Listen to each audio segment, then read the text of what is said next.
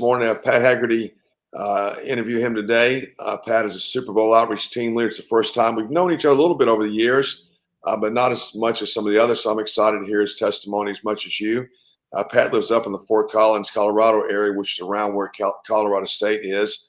He's done a lot of evangelism over the years. He's a good friends with Steve Bauer and some other guys we know as well from that North Colorado area.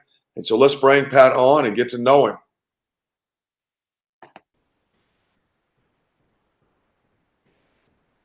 Pat, good morning. Morning. It's early in Colorado. How is it out there first thing in the morning? Oh, a little cool, but it's got some sunshine out the window here today, so it's a beautiful day. Can you see is it called the Front Range? Can you see the Front Range from your house? Yeah, we can.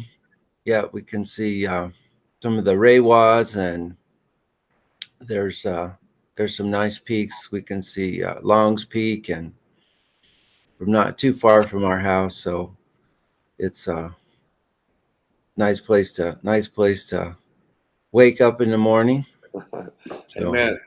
So now, for everybody watching, tell me, are you from that area? Were you born and raised there? How did you get to that area? Well, I was born in Denver and grew up there through high school, and I came up to Fort Collins to go to Colorado State University in the fall of 1975. So it's been quite a long time. Fort Collins has grown a lot in that period of time, but have lived here ever since. So just out of curiosity, since I've been to Denver a couple of times, so a couple of questions about that. What is the difference between, Fort Collins area, Loveland, all that, and Denver itself? Well, Fort Collins is, when I first moved up here, my impression of it, that it was kind of a cow town. You could smell the livestock probably from Greeley at that point, but it was just different. It was a lot smaller. When I first came to Fort Collins, I rode my bike everywhere I went, and that was no problem. It has grown quite a bit, but it's still relatively small. I think their idea was, if we don't build it, they won't come. So there wasn't a whole lot as far as planning for growth and stuff, probably in the early years. But so it's definitely quite a bit smaller and more rural feeling. Yeah. Though that's changed over the years, yet that's really kind of our heritage here. So when we were out there this summer, Denver, the whole area is this massive plain. Is that right? With the mountains to your west, to your left, so to speak, if you're going north. Is that the landscape?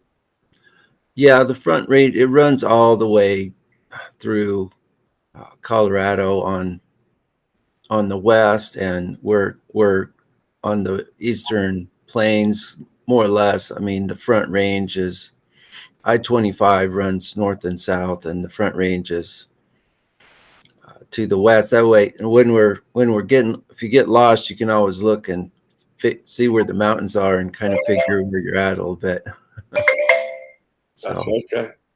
Yeah, it's amazing. It's an amazing, beautiful place. You can see why people go out there. And so now, focus on Fort Collins. You've seen a lot of growth. What is driving the growth? Because this is where you evangelize on Fridays. What is driving that growth? I think mainly just because we want to keep this quiet, but it's such a nice place to live, really, is why people come here for the most part. And you've got nice mountains and just nice, beautiful area, and the crime and stuff like that is relatively low, and it's kind of expensive to live here. I mean, I think the medium house price is something like $450,000, which I don't know what that compares to where you're at, but that seems pretty pricey to us. We wouldn't be able to move here and buy a house right now, So but just a very nice place to live. I mean, there is some, I guess, high tech industry. HP is here, and there's a number of other places that. But for the most part, I think the jobs are more in the Denver area. A lot of people commute to their jobs, or they telecommute. Gotcha.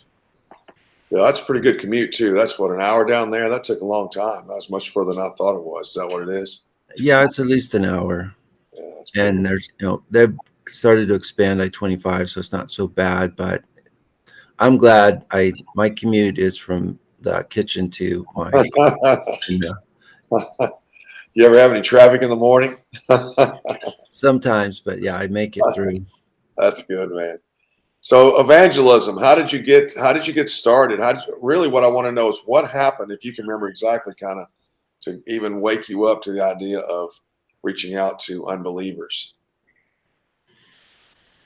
Well, as I think everyone that genuinely comes to Christ, I wanted to evangelize from the very beginning, and I made some efforts. I talked to my family. I handed out some Bibles for Christmas and things like that, and I shared my testimony, but it really didn't quite take off for me until I started listening to some of the folks that were using kind of a law gospel approach to evangelism. It just was fairly new. We knew that, of course, people needed to understand their sinfulness, but we hadn't really seen it done the way that we do it now. And it just changed things quite a bit. As a brother that we've learned a lot from, Ray Comfort, says, you have an ally in the conscience. And if you learn to use that ally, then it makes a tremendous difference in just being able to engage in conversations with people, as opposed to maybe talking to them about something immediately that they're not interested in, which is basically grace and Christ. I mean, they just don't care about that. Naturally speaking, they have no interest in it.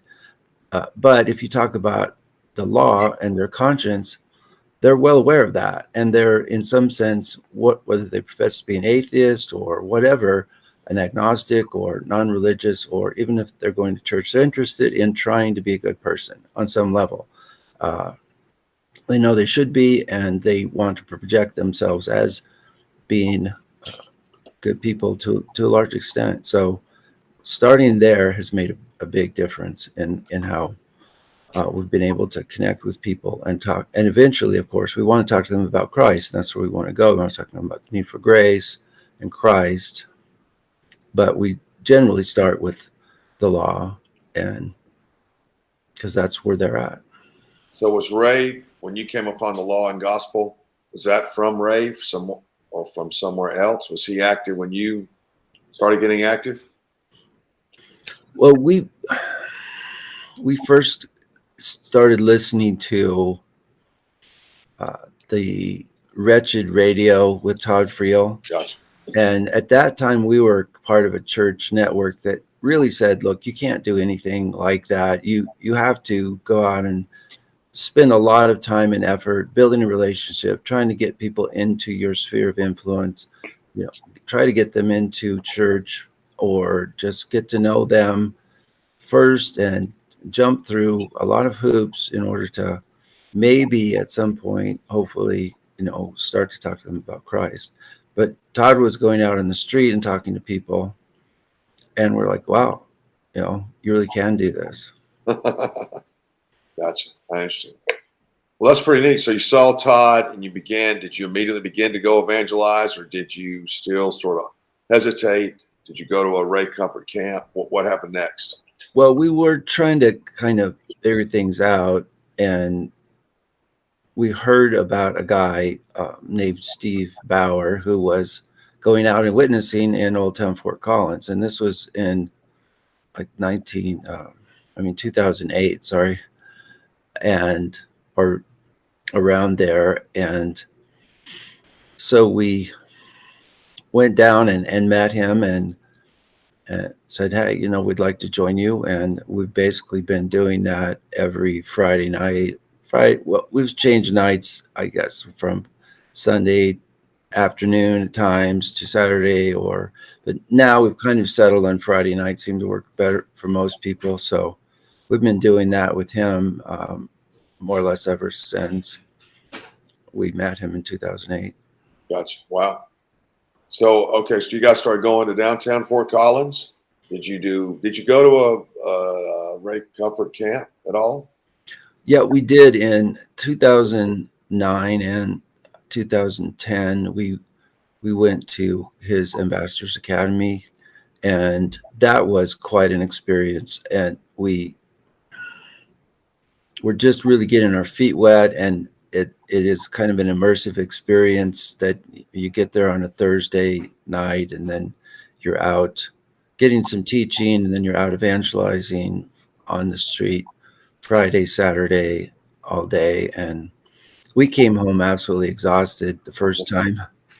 We were walking through the grocery store, and we're like, wow, my legs feel wobbly. I'm so tired. I mean, we were just, and it's not just because of the physical activity, of course, it's because of the spiritual kind of battle that you're in. And it was that. And we learned a whole lot. And we still do incorporate some of what we learned there. We use in Old Town something that Ray has done called the Genius Test. If you ever seen him out on Huntington Beach, he kind of goes through several different things in order to draw a crowd. And we don't necessarily do it with a whole crowd of people, though it does work out that way sometimes. But we have a sign that we set up, and people come by, and it says, are you a genius? And then we take them through some kind of funny, interesting questions, and then we transition into what's called the good person test, and we just go through the law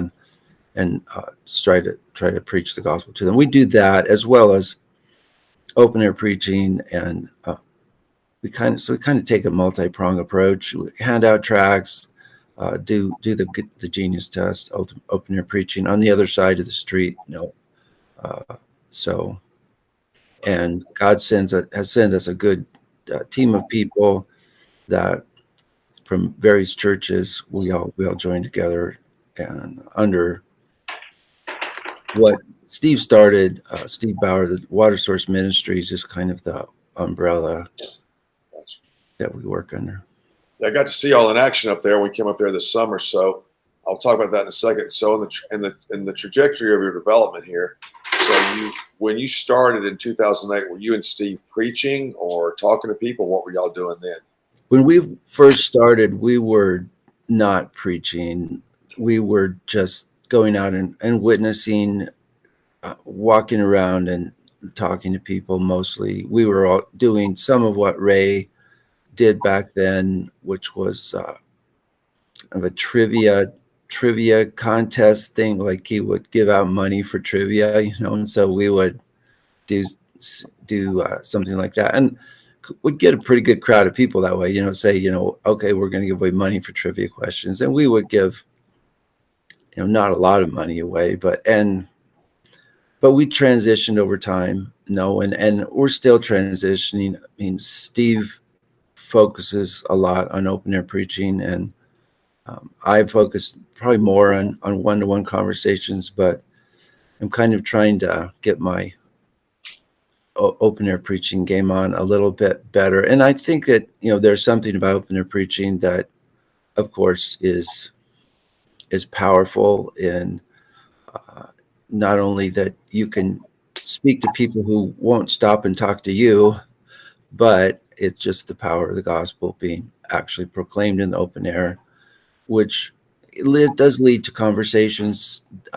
Last Friday night, Steve and I were out open air preaching, and we ended up talking to a guy who claimed to be an atheist for an hour and a half or something like that, So conversations usually ensue, not always, but often they do come about one way or the other.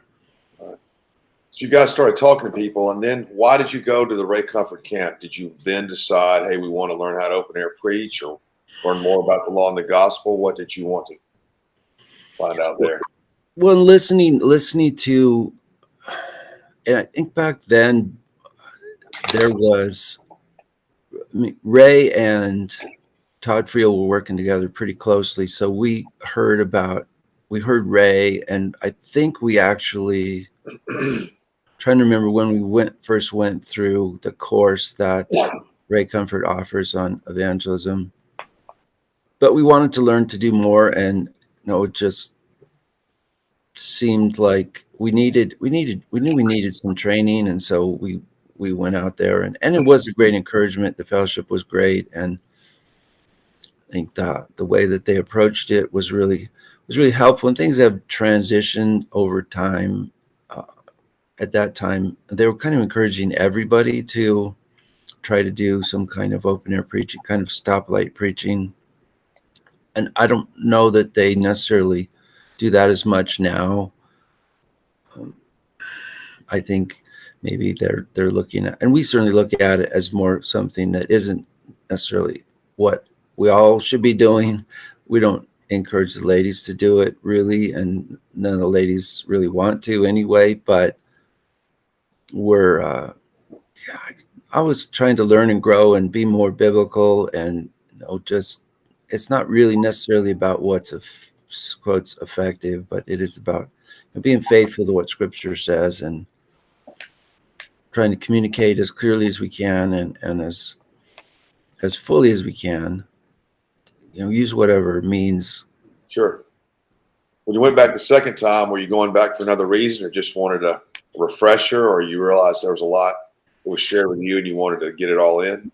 Well, we were excited. We were really excited about it, and they made the attractive on one level. I think they cut the price in half, and they actually funded. And then we asked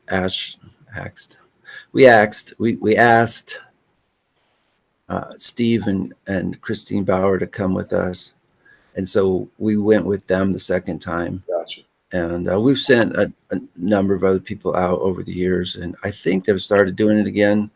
But for someone that's just starting out, it's a pretty good way to get your feet wet. Seems to really get everybody going. That's interesting. So you come back, you got to start preaching and stuff in downtown. Were there any other developments, so to speak, or y'all just been at it ever since, really 10, 11 years straight ahead? Well, as far as the evangelistic ministry, I mean, it has transitioned over time, and we've learned something about apologetics. We used to run into people who would basically say, that's just your truth and I have my truth, and used to frustrate my wife trying to talk to those people, and all of us. It's like, what do we say to someone who claims that truth is relative and you can't really know anything? And so we've worked on our apologetic methodology and trying to use an apologetic that is God glorifying. We don't really try to prove God's existence or anything like that. We just point out that everyone is aware of God. And talking to this guy on Friday night, I eventually, kind of tongue in cheek, told him, the problem with you is you're a Christian atheist. Because his big argument was that slavery is wrong and it's a terrible thing, and the Bible doesn't condemn slavery, and therefore I can't accept the Bible. And I said, no, tried to talk to him about the nuances of what's called slavery throughout the ancient world, and there's some consent involved in some cases. The master and the slave are in an agreement. I'm going to serve you, and you're going to take care of me. But my point to him was, look, you're telling me that these things are wrong, but you have no basis in your own worldview for the idea of wrong. And so, you're borrowing from the Christian worldview to argue against it. You need to drop the atheist part and stick with the there is real right and wrong, and acknowledge that it comes from Christ. That's a good way to say it. Yeah, I've heard that perspective in the apologetic world. I think that's really good. You're taking from our worldview to Yeah. create your own worldview. That's good. That's good. So now, along the way, so let's share a couple like insights from your time, and I am going to ask about some other things here. But what would you say? So 2008 to 2022, we're talking about a 10, 12, 13-year span. What are some really significant things if you're going to stand before people and say, okay, here's my top 2 or 3 things to tell you about this kind of work, so you'll, not have to go through all the learning curve I did. What would be those 2 or 3 things? Well, the thing that I point out oftentimes is that we were led to believe that pretty much everybody out there was very negative and very closed, and if you went out and tried to evangelize, you were going to just be in a kind of a brawl all the time. It's going to, like, everyone is an anti-Christian activist out there, and that is simply not true. There are many people that are in some stage of unbelief, but they're not anti-Christian activists. They're lost, as far as we can tell in talking to them, but they're all at different stages. And you do run into some activists, I would call them, that are going to try to give you a hard time and heckle you and tell you what you're doing is wrong. Of course, we ask them, by what standard is what we're doing wrong? But it's just not that everyone is. The society is such a bad place that you can't even go out and proclaim Christ without being just cut to pieces. It just isn't that bad. I mean, it's bad, but the fields are white to harvest. So we do see opportunities every week that make us go, this was worth doing. And that is the thing that we try to communicate to people. And it doesn't necessarily become apparent to you, I think, just going once or twice or trying once or twice to share your faith in a more public way. But over time, you realize, we're seeing a trend here. We're seeing something going on that makes us go back. Now, we'd like to say we see tons of people saved every week. We don't really see that. I don't know that anyone is seeing that at this point in time in our country, maybe other places around the world, but we're in a different situation, it seems, where a lot of people are in kind of a such post-Christian mindset, to a point where we have to relay the groundwork and re-evangelize our areas that have not been evangelized properly for how long? I mean, a lot of people honestly have never heard the gospel in our areas. So it may take some time for us to go and start, plow the ground and plant the seed and get things moving. It takes time, and I think it's been neglected for a pretty long time. Okay, that's a good point. That's really good. Okay, what next? Anything else you share with people? I guess beyond that, we've found that it's helpful to have some kind of an icebreaker, and not everyone does that. And people are, everyone, there's no necessarily right way to approach people, but we have found that it's really helpful to have something that breaks the ice with people, and so we do that. And we also buy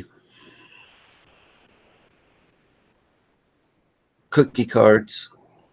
Just there's a really good cookie shop that's just around the corner from where we set up, and so we buy those. And if people have a conversation with us, if we get enough of an opportunity to talk to them about Christ and the gospel, we give them a little thank you. And that's, it costs us a little bit of money, but we figure, over the course of a year, and I don't want to exaggerate here, but we give out hundreds of those, maybe even into the 1,500 Wow, range. So that's a good hit. each one of those is actually a conversation that we have with somebody, not just that we mentioned God, but we actually preached Christ to them. Gotcha. So it's kind of a gauge for us to say, okay, and we also look for good solid tracts to give out, and we have literature, and there's so much more than can be done, and we're trying to encourage our our fellow Christians whom we love and appreciate, that there are a lot of opportunities, and that we experience God's blessings in a way that we never have without this type of involvement. It is a duty, of course. The Great Commission is a command, but there's a blessing that comes with striving to obey those commands. And you really aren't going to get that on just kind of an occasionally be involved. I think having a time when you actually say, we're going to be out there unless we're too sick, or it's a blizzard that no one can go out in or something, that it helps us, and it helps other people to be involved, because we have a set time. And not that that's the only time we witness. We should all try to take advantage of opportunities we have just in our everyday lives. And but having a set time to go out has really helped us, and I think helped us grow in our walk overall. That's great. So one, you're saying that people are receptive to some degree, and so there's lots of opportunities. Yeah. Two, have an icebreaker, and three, be consistent. And if you can start right there, that's a great place to start. And that's good. Most definitely, even 25 years ago for me, the Bible comes alive when you're out there evangelizing too. You talk about the blessings. The Bible's no longer just a book to learn; it's a reality that you're living in, and it's amazing. So good Yeah. job. A couple more questions will be done. So, in your journey, so we're talking this year at the Super Bowl about your role of the evangelist in and out of the church. You and I've talked about this a lot in 5 months and prayed a lot about it. Mm-hmm. What would you say? And also, if you want to share about planning a church with Steve, you don't have to, but what would you say to someone? They're sitting there here, they want to evangelize, and the situation where their church is um, not supportive, shall we say? It's not anti-evangelism. It's just not a supportive place. So, what would you say to them to give them some encouragement to go out without some sense of breaking the rules or guilt or so forth? Yeah, it's probably the toughest thing that we face at this point in time. It's not the angry atheist. It's not the LGBTQ activists that we're really losing sleep over. It is the state of the church, and it is just the situation of wanting to be not so much, I guess, recognized, but wanting to be on the same page with our local church. And we feel like we have made progress, but it's tough. When Steve and I did take the approach for a year and a half or so to say, well, we'll just start our own church with the blessing of another church in Denver that we were involved with. But it's hard, and one of the things that we ran into was, am I really called to be a pastor? Is that you have two guys who are pretty much very oriented towards evangelism, seeing the need for a local church that is also oriented towards evangelism, and trying, we did something, and we learned quite a bit. We learned how hard it is to work full time and also, prepare sermons. And we went through the whole book of Acts, and over a year and a half, we I mean, it is hard work, and the preparation part, I enjoy the preaching part and very much, but the preparation is something that is, it's work. And I think anyone that's preached a sermon preached a good sermon realizes that it is really hard work, because you have to get in and study God's word and look at it and pray and wrestle with the text. And that's something that, you know, our pastor does, and I think he does quite well. But understanding that there's a place for the evangelist in the local church. It's not just as an itinerant guy who's out there preaching to the lost. It is also, as Ephesians 4:11 says, equipping the saints. And I think there's a certain level where the evangelist, if we can agree that he still is around, should be pastoring the flock to some extent. You know, that's part of what equipping the saints is. Hard to imagine. Equipping is also a pastoring kind of role, I would say.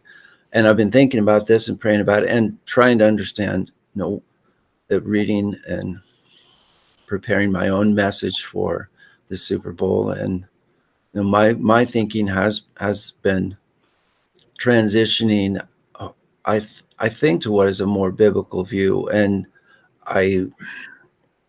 we want to stick with what Scripture says, right? Not just embrace something because it makes me feel good or something. But it just seems to me like churches are more healthy when they're led by overseers, by elders who are focused on pastoring and teaching, but also on evangelism. Well, it's a great commission. You know, you got to embrace it. You got to get engaged with it. And that's a good answer. That's good. That's good. Well, so it is a challenge if you want to evangelize and you're not getting, quote, supported. It's going to be a challenging environment. But that's certainly something. I'm asking you a question. Would you say, Pat, that should prohibit you from going out, or should you just go out anyway? No, I mean, if any church that tells you you shouldn't be out evangelizing, I think you better find yourself another church. You know, honestly, I mean,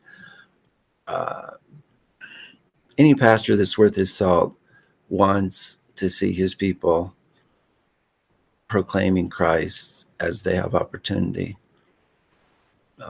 I don't think you should have to fight about that with anybody. I mean, anyone that's a genuine Christian wants to share their faith. It's just how we do it that is kind of in dispute at certain times. And the people that say you have to jump through a bunch of hoops, it's like, okay, you know, I'm not going to necessarily fight with you too much on that if you're actually preaching Christ at some point.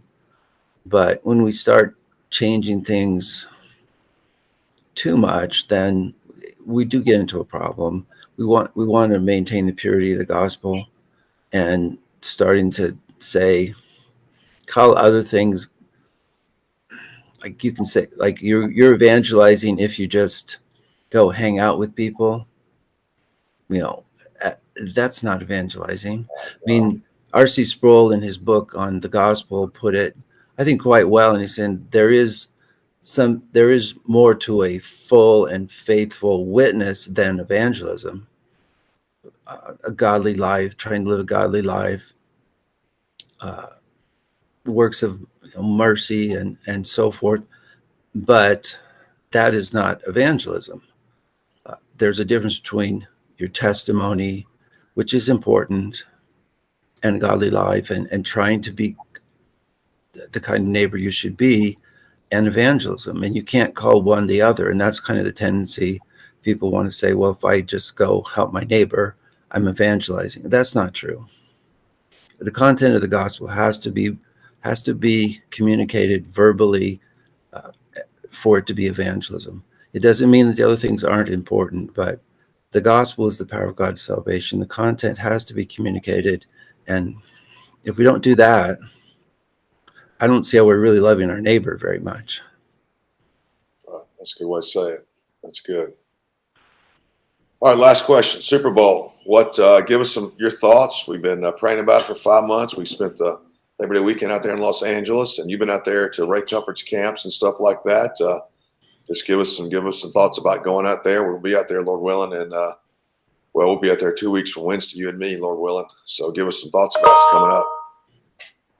Yeah, it's something I'm getting more and more excited about. We're seeing our teams come together, and some guys have come on board recently. In my case, 4 different people that I didn't expect have joined, and so we're definitely looking forward to it. And anyone that is thinking about it, it is a challenge. I mean, we're not going to make it sound like it's just to go out there and enjoy the sun. It will be hopefully warm and nice compared to most areas of the country, but it is it's a spiritual battle we're going into, but not a battle against flesh and blood. The people that are out there, regardless of who they are, they're all created in God's image. They're all aware of God. They all have a sense of God, and they're either in Christ or they're in Adam. And if they're in Adam, they're under God's judgment, but no more than you or I would be if it wasn't for the grace of God. So we are like those people in many ways. Fallen in Adam, naturally speaking, we are sinful still, and we as Jesus said, he who has been forgiven much, the same loves much. And so out of love for those people, out of love for God, we're going. That's it. No one's going to really give us a bunch of accolades, and praise God, our reward is not coming from the praise of men, but it's coming from from Christ himself, we hope. And what happens is up to God. I mean, I don't know if you watched any of those divisional playoff games, but it's just crazy, the way some of those games go as far as who ends up winning.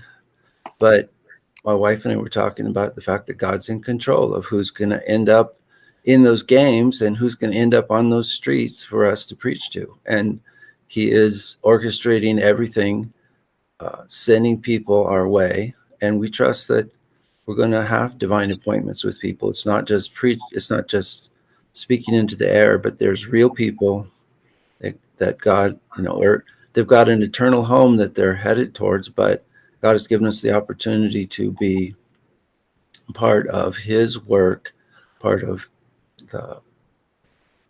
the work of Christ, who died for sinners, and is the message of his gospel is powerful, and that's why we're going.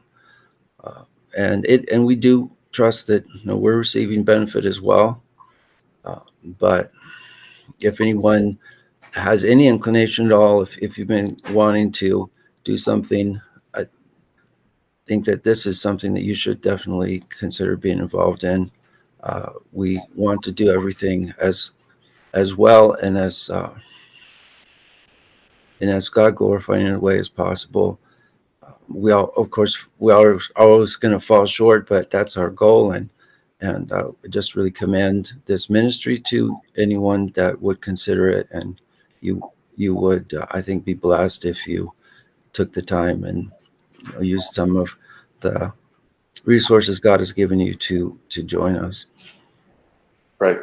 All right, Pat, how does someone contact you if they want to be on your team? What's the best way? And do y'all have a website for what you're doing? We do have a website. It's called watersourceministries.org. Okay. And the best way to contact me is through my email address. Okay. It is Michel Graphics. Spell that for me. Mishael. Michel is the guy in the Bible who was thrown into the fiery furnace. Okay, cool. Yeah. All right. So And his name means who is what God is. So Michiel Graphics at gmail.com. If you email me there, I will see that and get back to you. Okay, fantastic.